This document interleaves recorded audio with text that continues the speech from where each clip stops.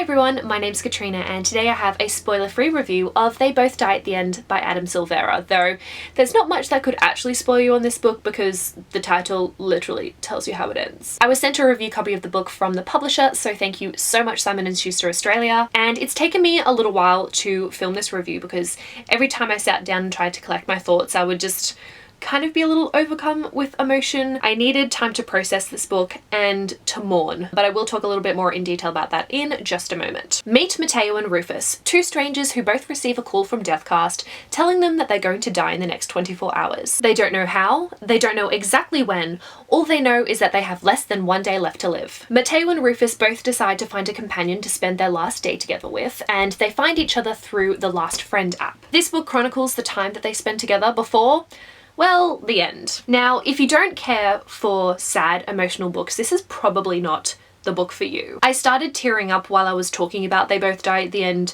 before I had even read it. I am almost crying. My eyes are watering just thinking about this book because I know how sad it's gonna be because they're gonna both die at the end.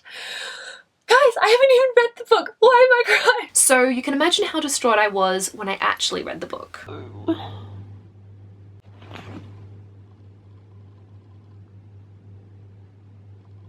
Shit.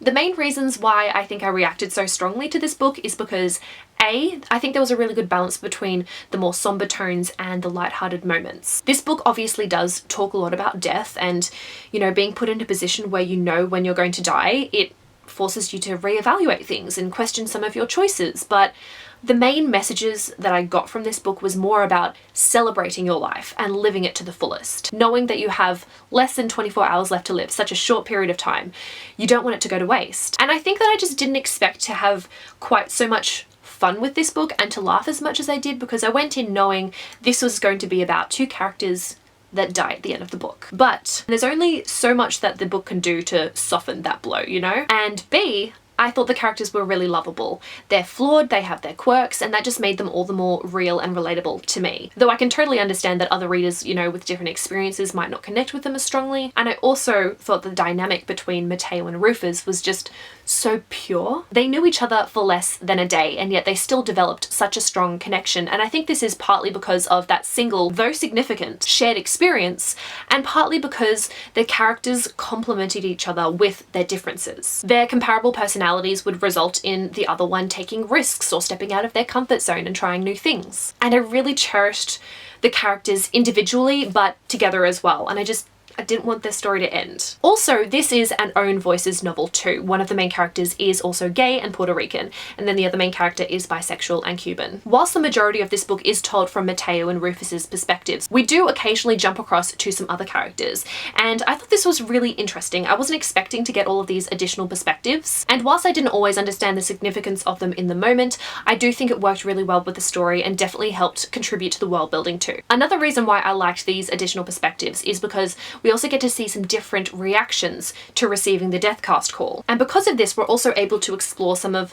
the more psychological implications of knowing when you're going to die. Like, that's kind of a scary thought. I don't really want to know, just let it come when it comes. And we often only get a smaller glimpse of these characters in these different perspectives, but sometimes I actually wanted to know a little bit more. I think that some of those could be really engaging stories, especially if they are fleshed out into their own novels or novellas. On a somewhat related note, I did find myself wanting to know more about Deathcast itself. This aspect of the world, though it is like the catalyst for all of the events that happen in the story, it's definitely not the focus. And I'm not saying that I think the focus should have been shifted more towards Deathcast in any way. I was just really curious about the mechanics behind it all, like how does it work and how did it start? There is a lot of mystery surrounding it, and our main characters, they're not in a position to reveal more about the company itself because a lot of that information isn't open to the general public. But with those additional perspectives, there was the potential to kind of get a little more inside information if we had the right character's perspective, you know? Very curious to hear more about that if there was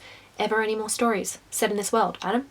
please. This book was one of my favorite reads of 2017. Any book that incites such a strong emotional response is going to be a really important story to me, because the fact that I shed those tears, and there were a lot of them, it demonstrates how much I connected to those characters and their story. Adam Silvera just did such a wonderful job of creating this complex world with whatever technologies they have that make Deathcast possible, that stand out to our own current world, but it still felt so familiar and true. Like, I can imagine if a company like Deathcast were to exist, pop up in our society, there would be businesses starting up that offer these experiences for people living their last day, and all of the other implications surrounding it as well. It was just such a beautiful book. It was heartbreaking, it was heartwarming. It makes you think about life and death and love and humanity. And even though you go in knowing where it ends, you can't help but enjoy the journey that Adam Silvera takes you on. I cannot recommend it enough, and if you like books that make you cry,